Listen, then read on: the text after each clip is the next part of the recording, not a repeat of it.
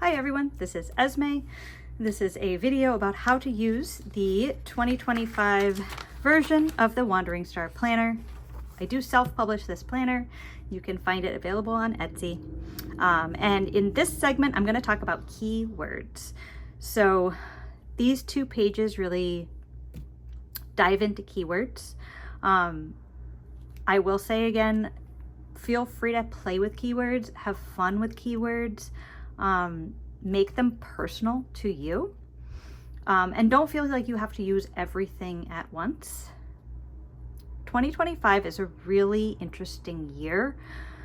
In astrology, it's kind of a bridge year. It's very unusual in that we have some really big shifts going on.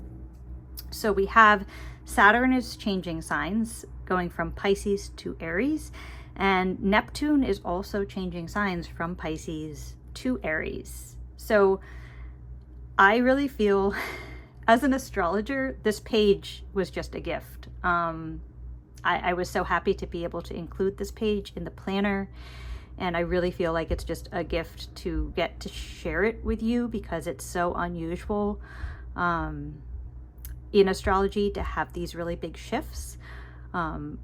Another unusual thing is that both Saturn and Neptune will go into Aries in 2025 and then back into Pisces. So they'll retrograde back into Pisces by the end of the year next year.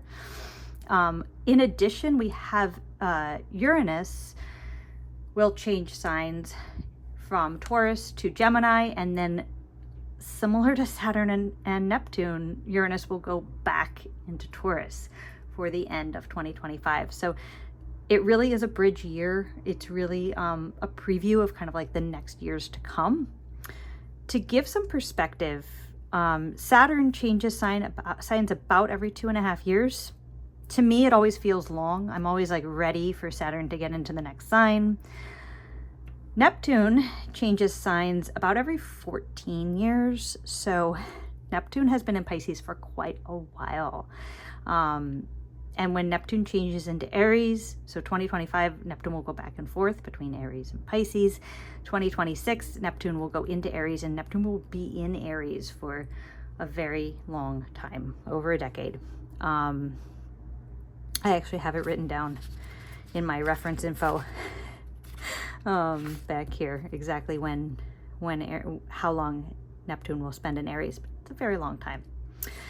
So, that's my little 2 cents on keywords. And in the next segment, I'm going to talk about how to use the transit tracking dashboards. So that is these pages, these monthly pages. All right, see you in the next video.